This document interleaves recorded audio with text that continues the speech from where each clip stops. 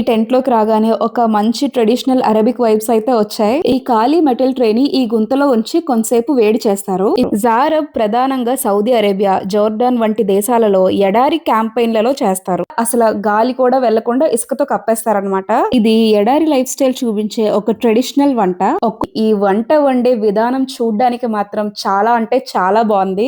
Hi friends, మనం ఈ రోజు డెజర్ట్ బార్బీక్యూకి వెళ్తున్నాము. నమస్తే అందరికి. ఈ రోజు మనం సౌదీ ఎడారిలో ఒక అద్భుతమైన వంట అనుభవం చూడబోతున్నాం. ఇసుక కింద మాంసం పెట్టి వండే సాంప్రదాయం ఇదే అరబ్ దేశాలలో ప్రసిద్ధి చెందిన జారబ్ రియల్ సౌదీ డెజర్ట్ కుకింగ్. ఈ వీడియో పూర్తిగా చూడండి. వంట చేసే ప్రాసెస్ ని మాత్రం అస్సలు మిస్ అవ్వకండి. సిటీ నుంచి డెజర్ట్ కి వెళ్ళాలంటే ఎలా లేదని ఒక హాఫ్ అన్ అవర్ టైం అయితే పడుతుంది. ఇలాంటి డెజర్ట్ బార్బిక్యూస్ అవన్నీ కూడాను మనం వింటర్ సీజన్ లోనే ఎక్స్పీరియన్స్ చేయగలం.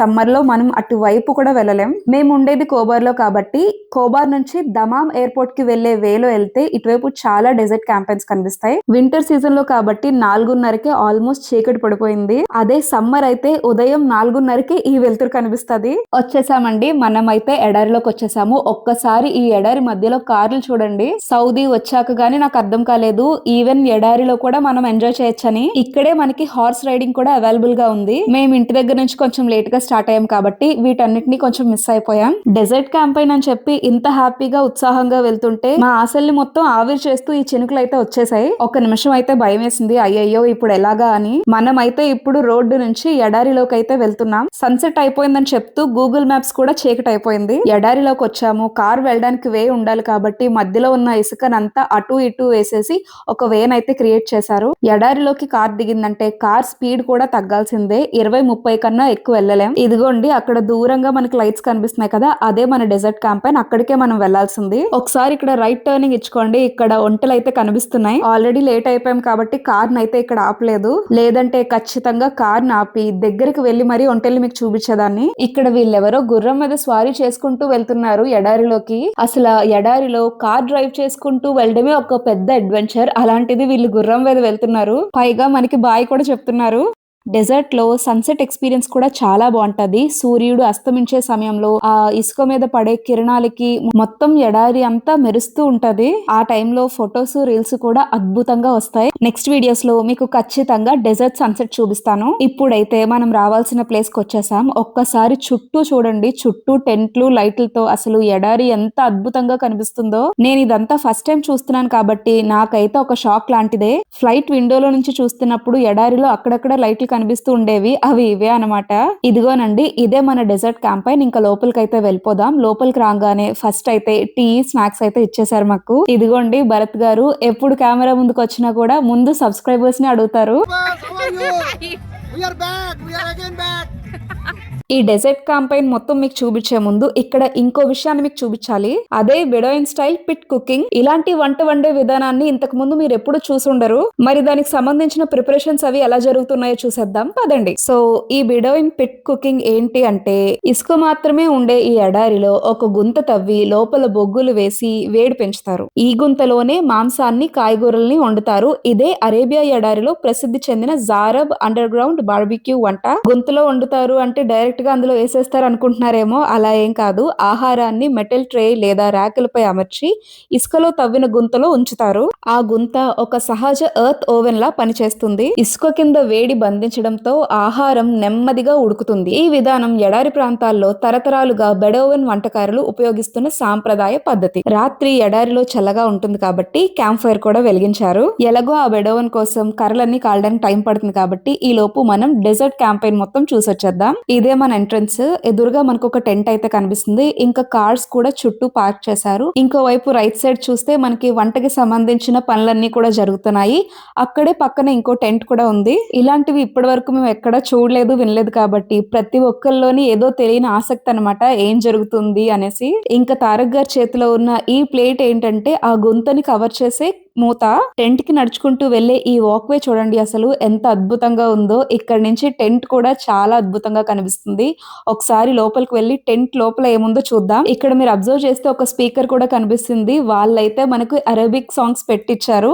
మనం కాబట్టి తెలుగు మంచి మాస్ బీట్స్ వేసుకొని వింటున్నాం. ఒక్కసారి టెంట్ లోపల చూడండి ఎంత బాగుందో. ఈ టెంట్ లోకి రాగానే ఒక మంచి ట్రెడిషనల్ అరబిక్ వైబ్స్ అయితే వచ్చాయి. ఇక్కడ మీరు అబ్జర్వ్ చేస్తే మంచిగా లోపల ప్లగ్ పాయింట్స్ ఉన్నాయి. ఒక పక్కన కబోర్డ్ ఉంది. ఇంకో పక్క బొగ్గుల కోసం ఒక ట్రే కూడా ఉంది. ఈ టెంట్ ని చూస్తుంటే మీకేమనిపిస్తుందో కమెంట్స్ లో చెప్పడం మర్చిపోవద్దు. అలానే వీడియోని లైక్ చేయండి. వీలైతే మీ ఫ్రెండ్స్ కి కూడా షేర్ చేయండి. అలానే టెంట్ లోపల కూర్చొని బయటకు చూసే వ్యూ కూడా చాలా బాగుంది. బయటకు వచ్చి ఈ టెంట్ కి లెఫ్ట్ సైడ్ చూస్తే ఇంకో టెంట్ కనిపిస్తది. వంటకు సంబంధించే పనులన్నీ ఇక్కడ జరుగుతున్నాయి. ఇంకా లోపలికి వెళ్తే మనకి ఇంకో పెద్ద స్పేస్ ఉంది. ఒక్కసారి ఈ లోపల కూడా ఏం జరుగుతుంది, ఎలా ఎంజాయ్ చేస్తున్నారో చూసేద్దాం పదండి. నాకైతే లోపలికి రాగానే ఎదురుగా ఈ పెద్ద మిర్రర్ అయితే కనిపించింది. అలానే నాకు రైట్ సైడ్ ఒక సిట్టింగ్ స్పేస్ ఉంది. నాకు ఎదురుగా కూడా ఒక సిట్టింగ్ స్పేస్ ఉంది. ఇంకా ఇక్కడ చూస్తే మన వాళ్ళందరూ కూడా ఈ క్యాంప్ ఫైర్ చుట్టూ గుమిగూడిపోయారు. రాత్రి ఎడారి మధ్యలో ఈ క్యాంప్ ఫైర్ వేసుకొని చుట్టూ ఫ్యామిలీస్ కూర్చొని మాట్లాడుకుంటుంటే అదిరిపోతుంది.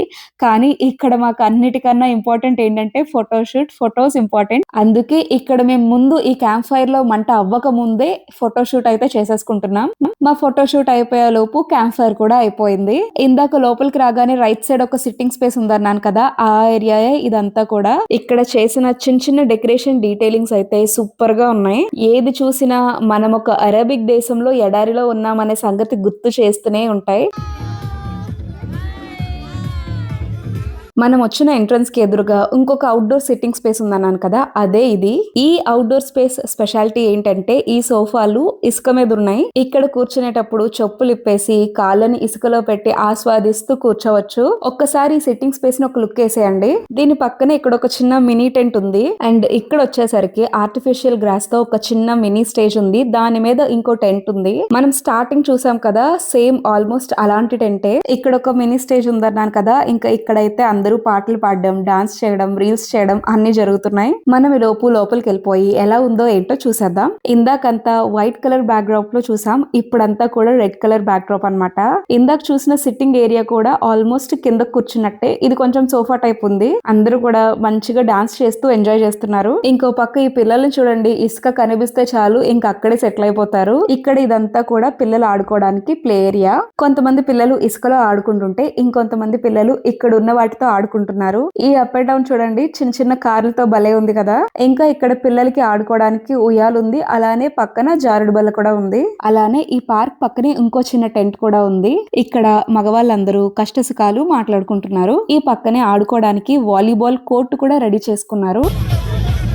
కూర్చోడానికి ఇంకొక ఉయ్యాల కూడా ఉంది. ఇంతటితో మన డెజర్ట్ క్యాంపెయిన్ లో ఏవేవి ఎక్కడెక్కడ ఉన్నాయో మనం చూసేసినట్టే. నేను ఈ డెజర్ట్ క్యాంపెయిన్ మొత్తం చూపించేశాను గానీ ఇక్కడ ఇంకా ఫోటో సెషన్ మాత్రం పూర్తవలేదు. ఇంకా ఇక్కడైతే ఈ బొగ్గుల్ని వెజ్ బార్బిక్యూ కోసం రెడీ చేస్తున్నారు. ఫైనల్ గా మగవాళ్ళ గ్రూప్ ఫోటో అయిపోయిందంటే ఫోటోషూట్ ఇంకా అయిపోయినట్టే. ఇంకో పక్క మన అరబిక్ వంటకాలు ఎలా జరుగుతున్నాయి చూసేద్దాం పదండి. ఇక్కడ మీరు చూస్తున్నట్టయితే ఒక వెడల్పాటి పాత్రలో బియ్యం, ఉల్లిపాయలు, పచ్చిమిర్చి, బంగాళదుంప, తగినంత ఉప్పు, నీళ్లు వేసి ఆ పాత్రను ఇందాక ఎడారిలో ఒక గుంత తవ్వారు కదా, ఆ గుంత దగ్గరకైతే తీసుకొచ్చారు. తరువాత ఈ ఆహారాన్ని మొత్తం ఆ గుంతలో ఉంచడానికి ఒక మెటల్ ట్రే అయితే ఉండాలి. ముందుగా ఈ ఖాళీ మెటల్ ట్రే ని ఈ గుంతలో ఉంచి కొంతసేపు వేడి చేస్తారు. ఇప్పుడు అదే మెటల్ ట్రే ని బయటకు తీసి మనం ఏ ఆహారం అయితే వండాలనుకుంటున్నామో దాన్ని ఈ ర్యాకుల్లో అమర్స్తారు. ముందుగా మనం ఇందాక ఏ పాత్రలో అయితే అన్ని వేసుకొని సిద్ధం చేసుకొని ఉంచామో ఆ పాత్రను అయితే కిందన అమర్చారు. తర్వాత కనిపిస్తున్న పై రెండు ర్యాకుల్లోని మాంసాన్ని అయితే ఉంచుతారు. సాధారణంగా మసాలా వేసిన మాంసం, చికెన్ గానీ, మటన్ గానీ, కాయగూరలు గానీ మెటల్ ట్రేలో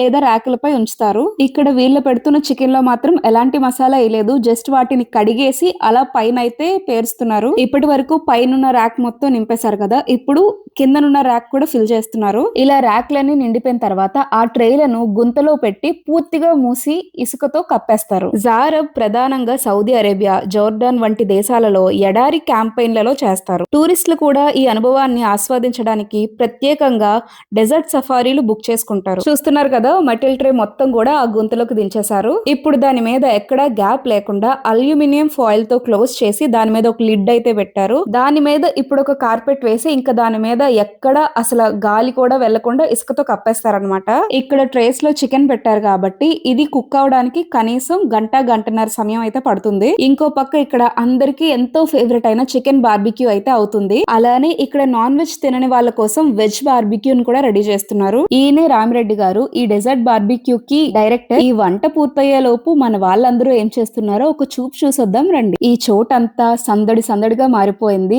అందరూ ఆట పాటలతో చాలా హడావిడిగా ఉన్నారు. మన వాళ్ళు ఏదో పాట పాడేస్తున్నారు, వినేద్దాం పదండి. చివరికి నువ్వే అలా వేస్తావే వల నీతో వేగేదెలా ఓ ప్రేమ కన్నుల్లో వాలే రోజు ఎంతో బాగున్నది కదా కొన్నాళ్ళే అందంగా ఊరిస్తోంది ఆపై చెరుతోందిలా కడదాకా ప్రేమించి దారేదో పోల్చేదెలా. వావ్, మన వాళ్ళు ఎడారిలో ఒక మంచి ఫీల్ గుడ్ సాంగ్ అయితే వినిపించేశారు. అలానే ఒక ఓల్డ్ మెలోడీ కూడా వినేసేయండి. నాటిదో అనురాగం నాటిది ఆకాశం నాటిదో అనురాగం నాటిది ఆవేశం ఏనాడు కలిగెను ఆనాడే తెలిసిందని ఆవేశం ఏనాడు కలిగెను ఆనాడే తెలిసిందని ఆకాశం నాటిదో అనురాగం నాటిది. అలానే తేజ గారి నోట ఒక ఫీల్ గుడ్ సాంగ్. చల్లగాలి సగం చోటే కోరి మీరిక బెబిందా ఊరు పేరు లేని తారా తీరం దాటి సాగిందా ప్రేమ తరగతి గది దాటి తరలిన కదకి తెలియని తెగువేదో చేరే అడుగులు పడలేని తొలిత పనులకి ఇరువురి మొగమాటాల దూరం పోయే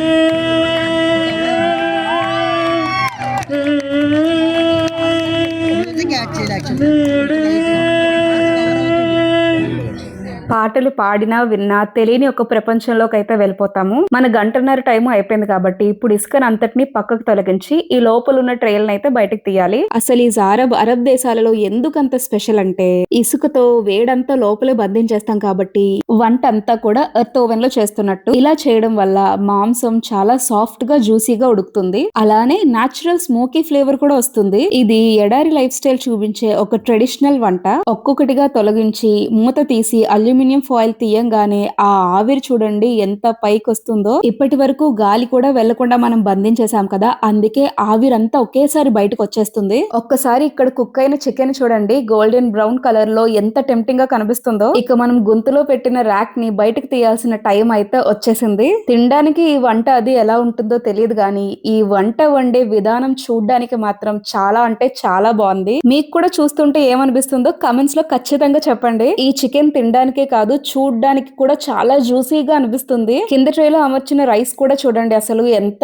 బాగుందో చూడడానికి. ఈ ట్రేతో అలా తీసుకెళ్లి లోపల పెడదామంటే చాలా బరువుగా ఉంది. అందుకే కింద షెల్ఫ్ లో ఉన్న రైస్ అయితే ముందు తీసేసి లోపలికి పట్టుకెళ్దాం అనుకుంటున్నారు. మొత్తానికి రైస్ తో ఉన్న గిన్నెని అయితే బయటకు తీసేశారు. దీని పక్కనే ఒక చిన్న టెంట్ అయితే ఉంది కదా, ఆ టెంట్ లోకి ఫుడ్ నంతా తీసుకొచ్చారనమాట.